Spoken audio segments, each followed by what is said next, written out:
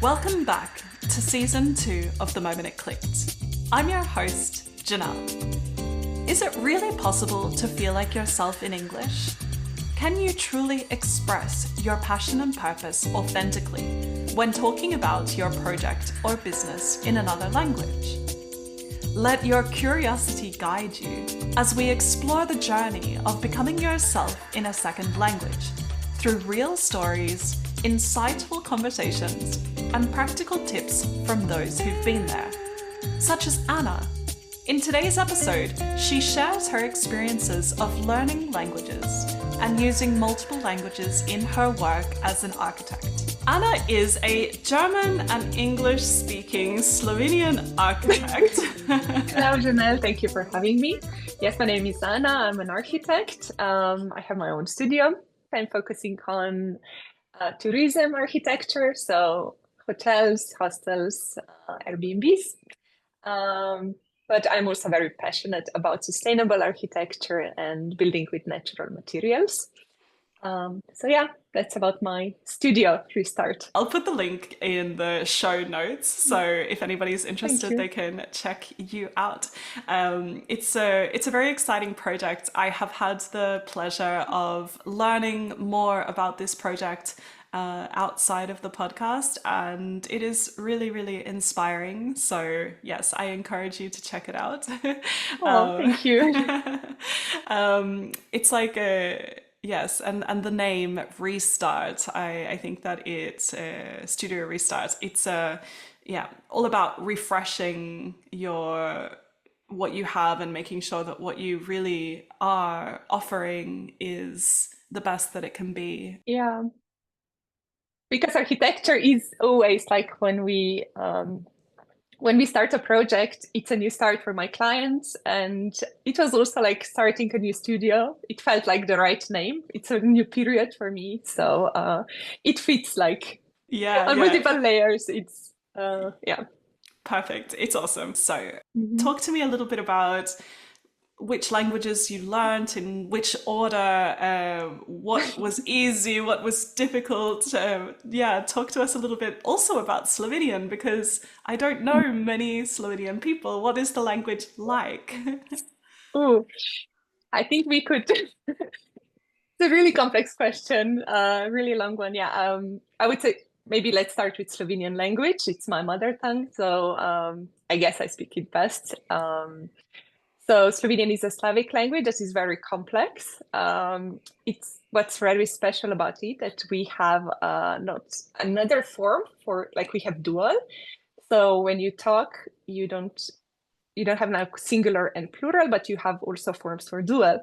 So that's very kind of, people say it's most romantic language there is, because you can say two of us and it's known that it's like something very special. It's also a very old language. It's been in the 10th century. It was first time written. Wow. And like, there are not many people who do speak Slovenian language. We are like 2 million. And I checked it out for this podcast. Apparently there are 2.5 million Slovenian speakers. It's quite special. It's quite special. It is. You mentioned this and I wanted to go back to it. What do you mean that there is no sort of dual or sort of the singular plural? What do you mean? Can you say an example? For example, if you say, I go out in English, you say, I'm going out with my friends. Let's say that we are going out and someone asks you I'm going out with friends.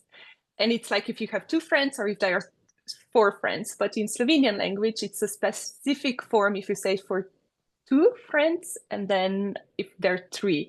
So even just with verb, you can explain that there are like 2 people. Wow. So yeah. Okay, so it's like specific.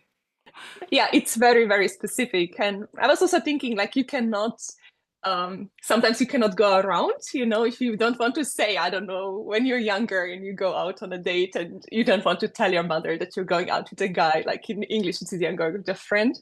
But there it's like, you can say it's a male friend or it's a female friend. And if you're just 2 or there are more. So it's okay. it's kind of honest language. Yeah, you have to be very direct and specific. So yeah.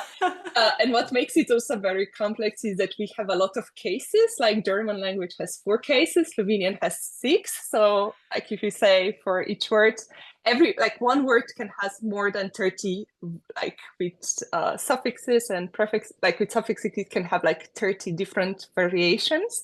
Wow. Because like there's one word and then you can say it like in 6 cases, and then you have different like it's different for singular, dual, plural, and then you have present, future, and past.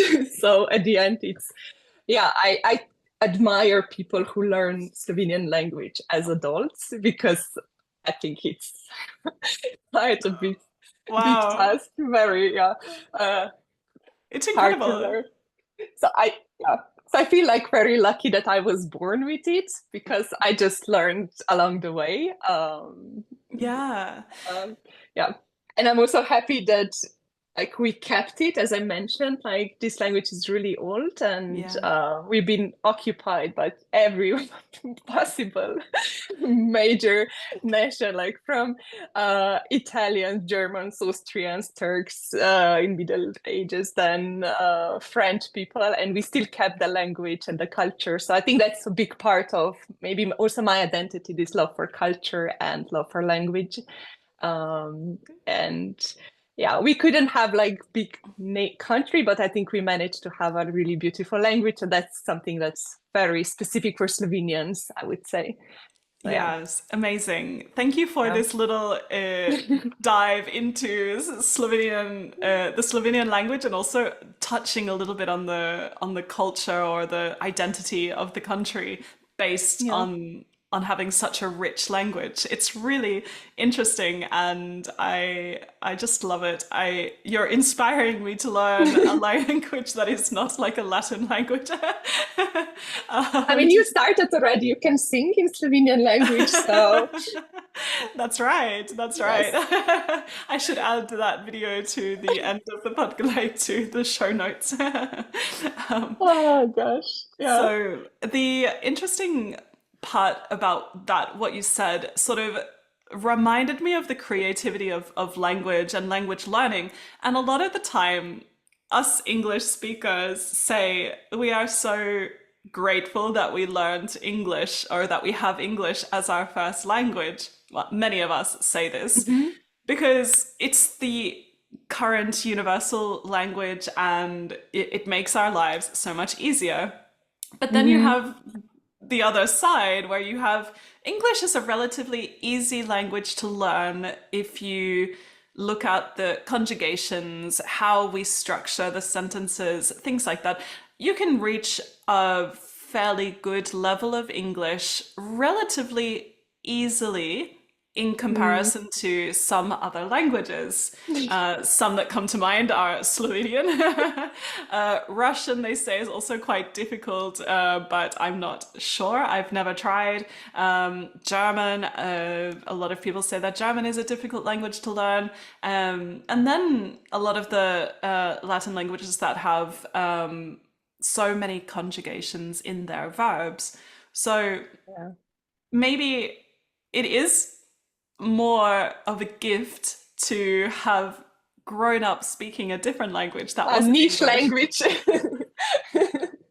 and Yeah. then and then learning English along the way, and then you sort of have the gift of this other point of view from a younger age.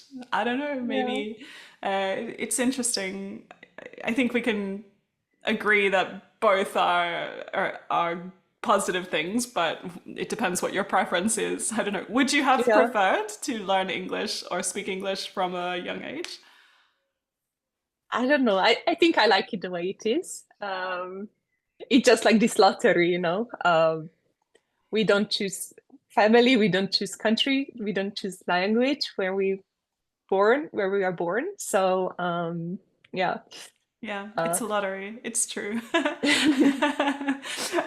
Okay, so then you learned German and you also speak English. So where did these other languages come into the mix? yeah. Well, I would. maybe that's also a bit cultural background, but like as I mentioned, Slovenia is really small, and we always had to adjust to others. So we cannot anticipate or like expect other people like to learn Slovenian when we go travel because we are so little. So I guess that's quite like we start to learn languages in school, in primary school. Um, and it's such a small country that you're very exposed. You go to like 1 hour and you are in Austria, or 1 hour in Italy. So I think that's something that's quite standard, that you know a lot of languages. So I learned like English in primary school, German in high school, but that was not like, you know, big classroom when you start to learn. And that's something completely different than being out there, living in different countries, speaking it, communicating. So I would say that I've really learned both languages once I started to travel more and once I started to live abroad. Okay, Yeah. okay. Living in Germany, do you have, or when you first moved there, did you have any problems, any difficulties in using the language while you were there? I would say like I moved like twice to Germany, so to say. First time when I went for an exchange.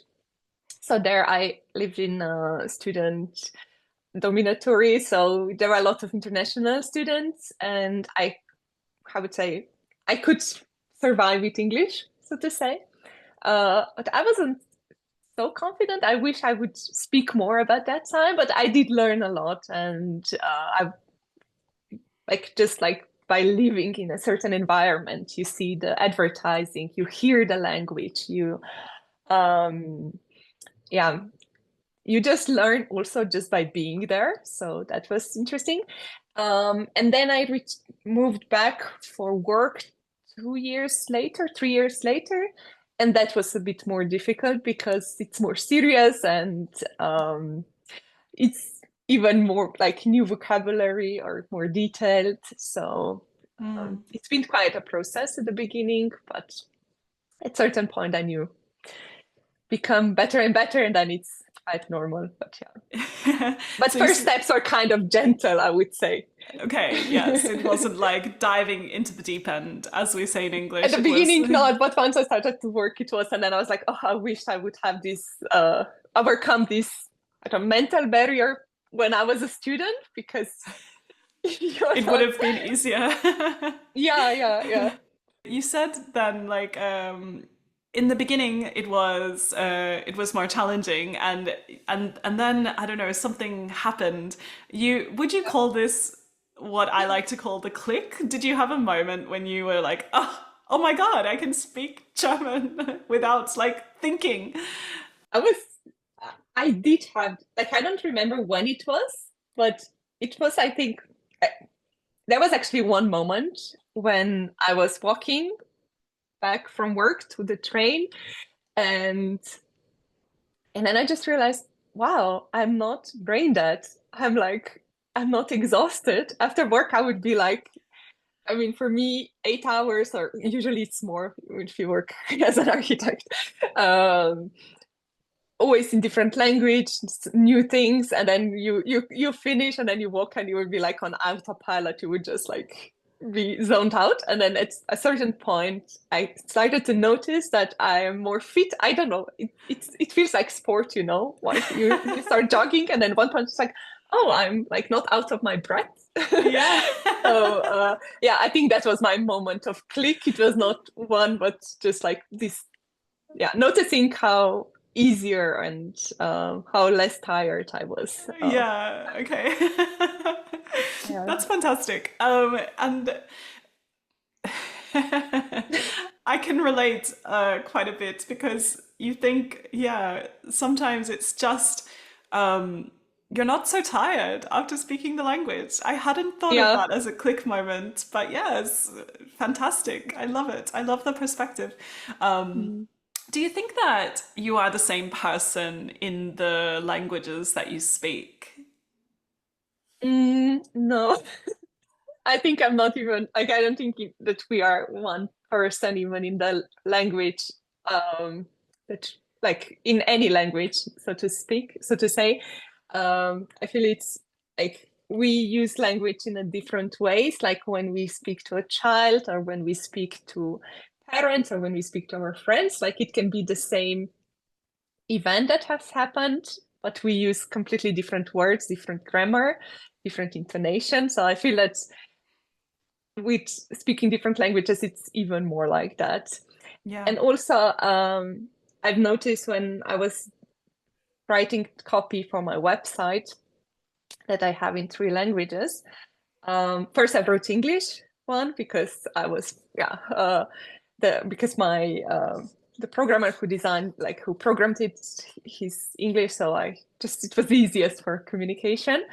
And then I tried to translate it, and I wanted to keep the same tone or the same vibe, so to say, and it was so hard. And then I realized it's different. It really is different. Like each language is like its own flavor, its own color. I don't know, hue. So yeah. Yeah. And so I love this description or the process that you went through of designing your website, starting with English and then moving to are the other languages then Slovenian and German on the website? Yes. Okay, so working with these three languages and having sort of to try to maintain the same essence.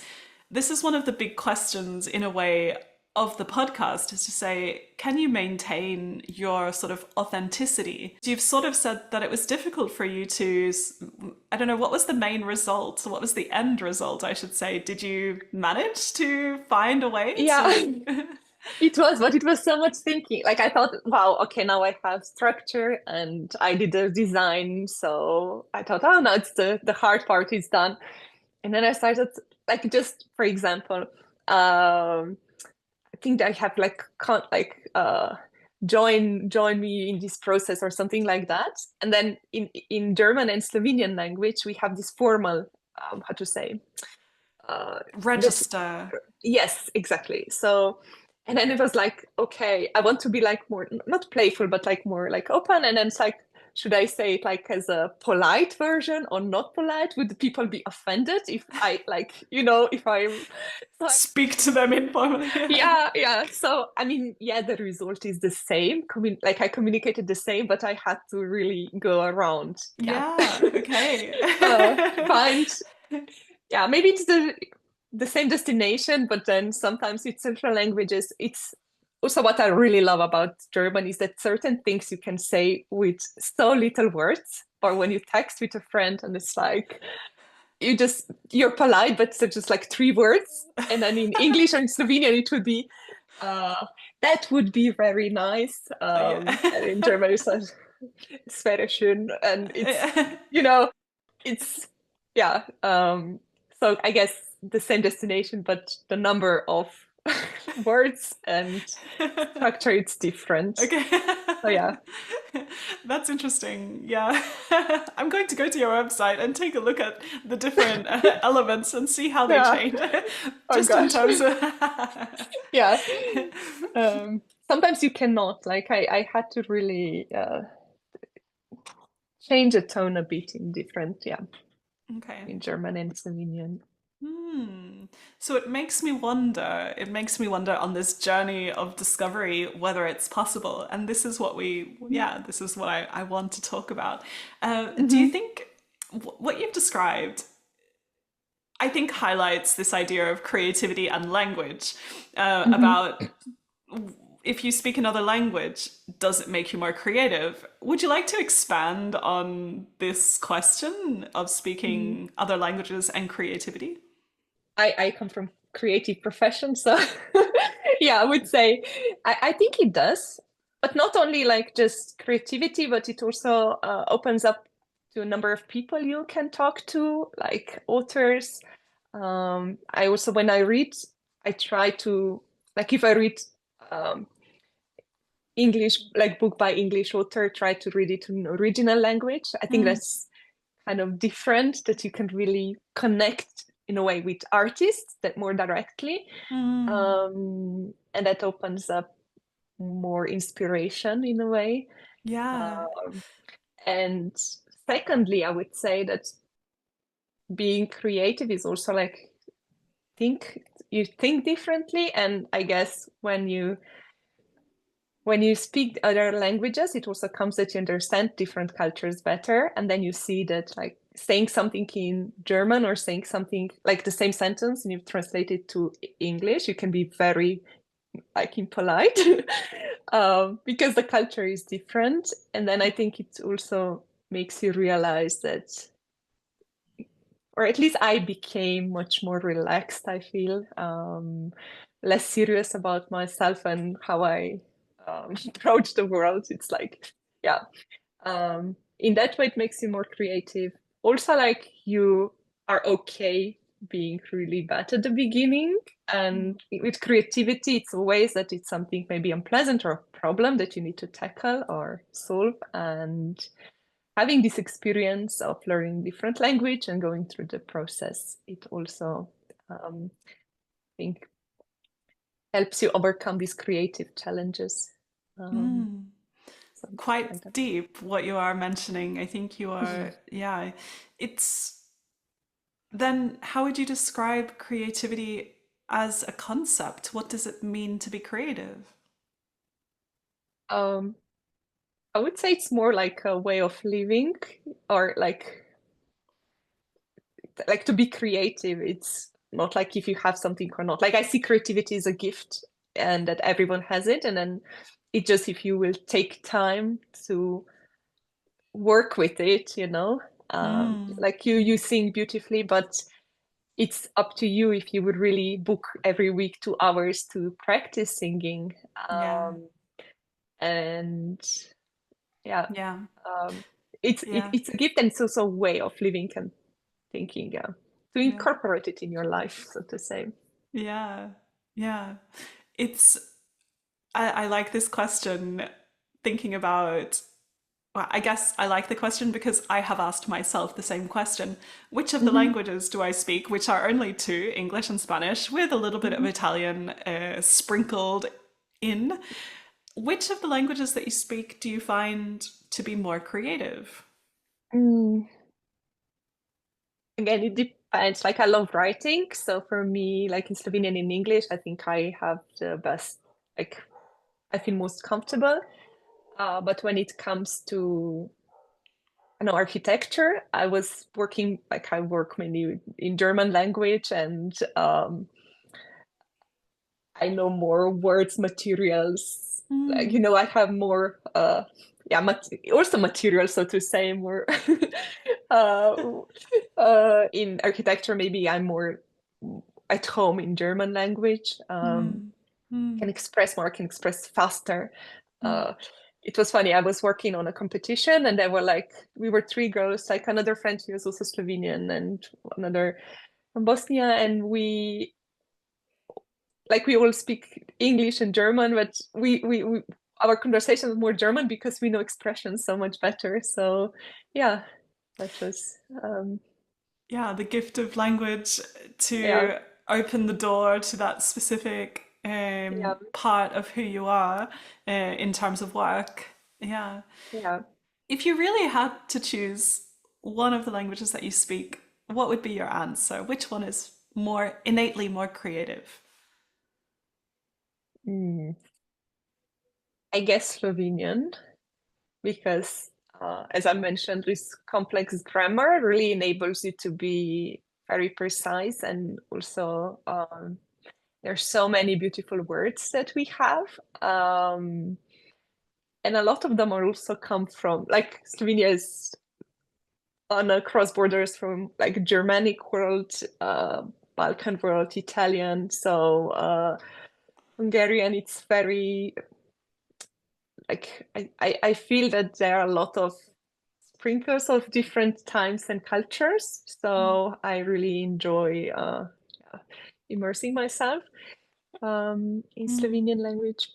Um, but at the same time, as I mentioned, like I see creativity also as something that is a language of its own. It's above. Like it cannot be said like there could be a person who doesn't speak any other languages that can still be very creative. Yeah, Um, absolutely. Mm. creativity is like a language of its own. I Yeah. love it. Yeah. Thank you. Thanks for that. Yeah. I was also thinking the same, like sustainability is a term that we all love and we know what it is, but no one can really describe it. And it's the same. It's like creativity, something we all know what it is, but Mm. it means something different to different people. It's really hard to really say what it is. Yeah. So Yeah. I think it's like an umbrella concept. But I do think, like I do believe that speaking more languages and being going through this experience where you are an expat and you live in a different country just makes you also more sensible for environment, and you also more like you observe more. Mm. You when you learn, I think I became also a better listener because I Mm. try to listen and remember what people were saying, and then you um yeah, it's you're not like you don't take it for granted. It's Mm. Yeah. yeah.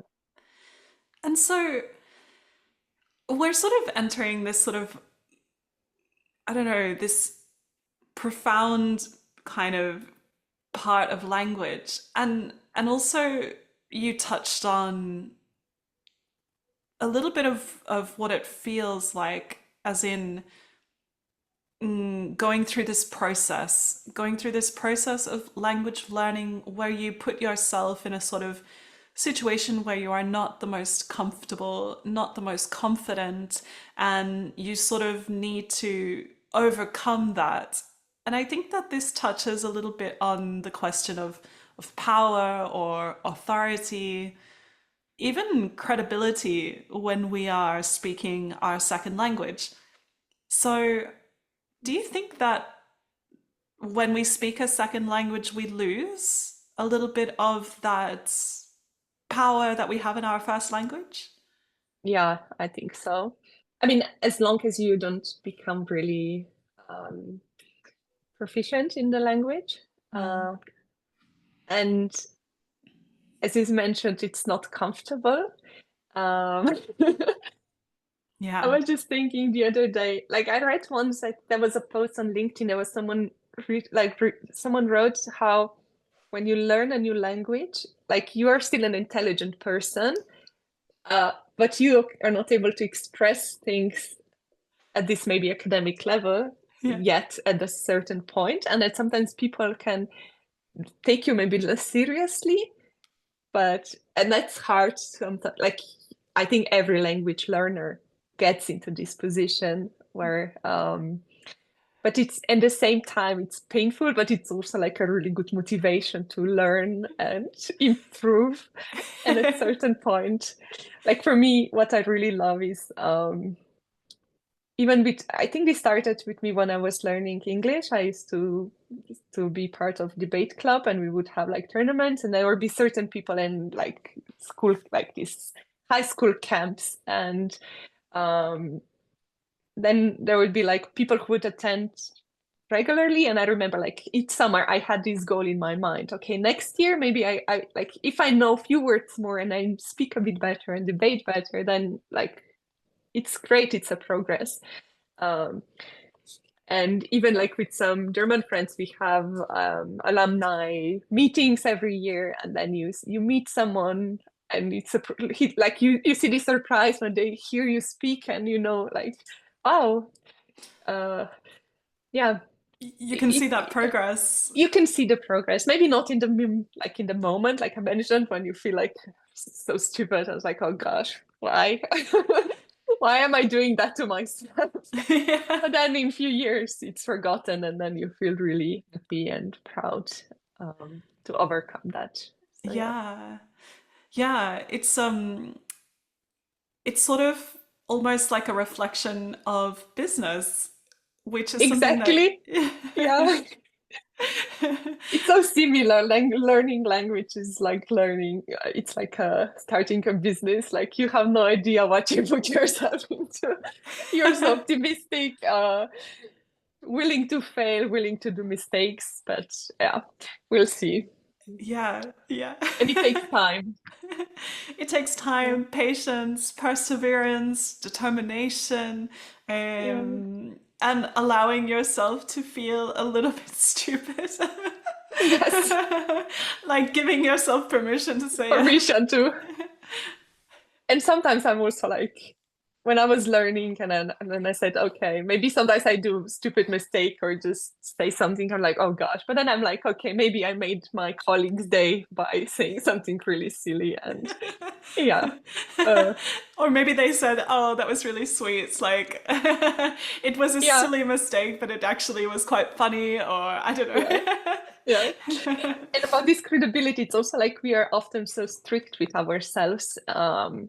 And for me, one big, how to say, I I feel that I made this process much easier when I started to think and also engage with people who are in the same situation. Like a few friends of mine in Slovenia, they have partners that are from abroad, and we now they are fluent, and then we speak, and of course, like sometimes they do a mistake.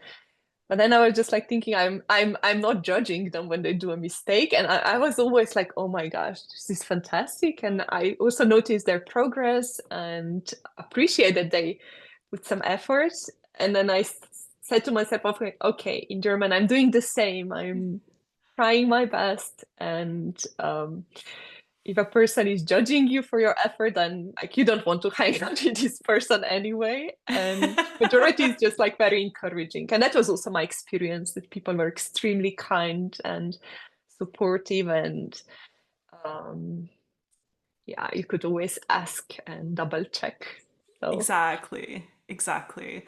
It's mm, I think we sometimes want to show that we are perfect and we are not. Like we as no, human beings are not perfect. And so why do we expect that of ourselves when we are learning a language or when we are presenting mm, our projects or when we are when we are yeah, expressing ourselves, why do we hope to show this sort of mm, level of perfection? I'm not perfect, you're not perfect.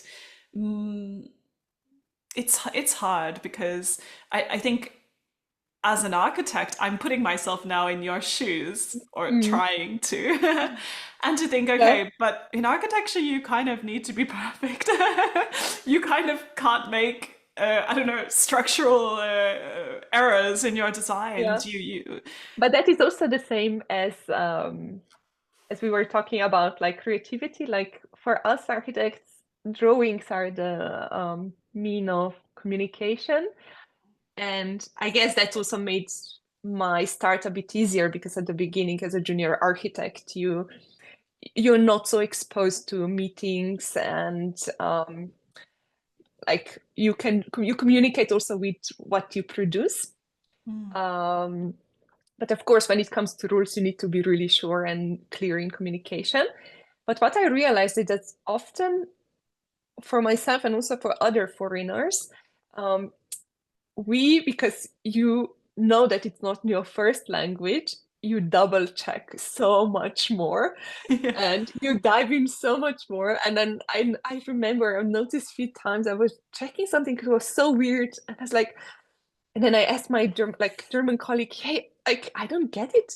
Like, does it make sense? And he was like, no, it doesn't make sense for me either. So, um, I think you often find like you are even more like how to say Yeah, aware or maybe more aware, like precise, because you really like because you're aware of your own yeah, possible. You're weaknesses. Yes. yes, okay. So that's also something I was thinking, like if I would have employed someone who was not like whose mother tongue is not, I don't remember, Slovenian, it's like it's not always bad thing. It can be a really good thing, like especially if person is responsible. So Exactly.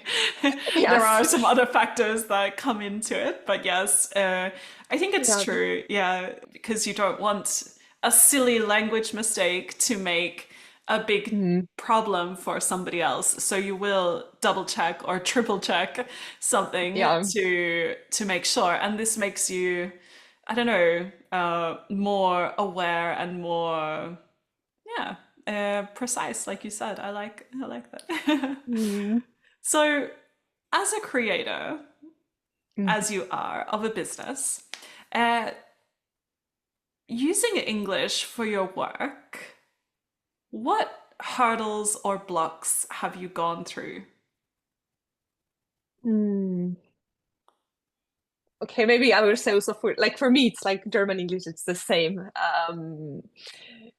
I would say the biggest hurdle is this in between phase where you understand really fast. But to write and to talk, it takes longer. I mean, with writing, you buy some time because there is no time pressure, but with talking, you have to like be very fast. Yeah. So for me, like the biggest hurdle was this period of time when I couldn't express everything so fast. Mm. And you kind of know the words, maybe structure, but just putting it together. Yeah. I don't I think that's the worst part. But Yeah. with practice it gets easier and easier. What encouragement would you give to a creator of a project or business who is listening to this? What Hmm. encouragement or tips would you give them on their journey to using English in their business? Encouragement. I mean, I would say it's worth the struggle. And it's also like a really good investment. Like you invest few years of your life learning something, but once you know it, no one can take it away from you, and um, you can kind of enjoy yeah the hard labor then for a really long time. So um, It's yeah, interesting. Go yes. on. I was going to No. say, I just think that's as an encouragement, you should always just look at the long term, mm, what this will bring you. mm, Um, as you mentioned, like you are helping creatives, and it just opens new markets. It opens new people. Like knowing more people means getting more opportunities. mm, Being able to express your ideas is also, I guess, one of the things that um, helps you the most in business in life. yeah. Uh, makes like you have more interesting conversations, you know. So yeah. Have you ever read anything on the topics of this podcast that you find interesting? Mm, yeah, I mean there is this book called Big Magic from Elizabeth Gilbert. I guess people know her, she wrote It for Love. And what I really love about this book is she's talking about creativity and her path to become a writer. And what she was saying, like the same as I said, like creativity is a gift. And she said that she never wanted to put this burden of creativity, that creativity should bring her to make money, so to say. And it's also her journey and her relationship to creativity and what does it mean to be a writer and how special that is. So, and Mm, that you can always start even later in life. I'm a very mm, big fan of this idea that it's never too late. mm. You said something just before, which was that once you learn it, nobody can take it away from you. And I had this sort of vision of what you said at the beginning about Slovenian history and how you held on to your language even through all of the different sort of colonizers or oppressors, depending on the way from which angle you look at it. But from the Yes. Slovenian perspective, you held on to your language. Like once you have that, nobody can take it away from you. And that Mm, kind of for me made this circle of like starting our conversation a little bit looking at Slovenian history or touching on language and something that made you very proud, which was saying that, you know, we never lost our language, and now saying, you know, once you learn English, you will have it and nobody can take it away from you. I think it's very powerful. And I think it's a really nice sort of way to finish the podcast. conclusion. So, Yes. would you like to add anything else? Would you like to, is there anything that you feel a desire to share? Oh gosh, I don't know, not specific, but maybe I would just say thank you, Janelle. Like it's quite crazy. Like I have this maybe expat life for quite some time now, but I've never like, before listening to your podcast and talking to you and finding out about your passion. I never have thought how important the language is, and never thought in the way that you are thinking. So in a way, you opened up for me um, a new dimension. I don't know dimension, but it's like a new. It's like food for thought, you know. And Yeah. it's very relevant because I did experience that and maybe was not so aware of it myself. Mm. So thank you for that, and good luck with your podcast Thank you. even further. So yeah, Thank you so much. yeah. And for people who learn languages, it's a really beautiful thing that you're able to connect. Like for me, one of the most amazing thing is how you meet a person who grew up in completely different culture, different like environment, climate, time zone, and then you just speak and connect. And I feel that's one of the most rich things in my life, that I Mm. have experienced that, and I hope I keep getting more opportunities for that. So Absolutely. think we should really focus on languages and enjoy them, like not just like in school when you grammar and tests, but like going out there, making mistakes, enjoying it, laughing at ourselves, and Yeah. Yeah. yeah, So important. So important. yes. And it's true that if you are here and you are listening, then you are also a language lover, because if not, you wouldn't find this topic particularly interesting. So, yes, I love it. The mix of language, using language in business, and I guess the something that I take from this conversation is the reflection of a language, learning a language, and starting a business. You know, the same Hmm. vulnerability that we feel, and the different things that we do to overcome Hmm. our struggles in a language are similar Hmm. to how we overcome them in business. So Yeah. yeah. Maybe there is some study that would be interesting. I know that there was a study how many Erasmus babies there are, like when people go to an exchange and find their partner and then like Erasmus kids. And then I would be curious to maybe if there will be like how if there is a correlation between people who speak foreign language and expats and business own like small business starters or owners. Like Mm. could be fun to find out. Yeah. We have the second closing now.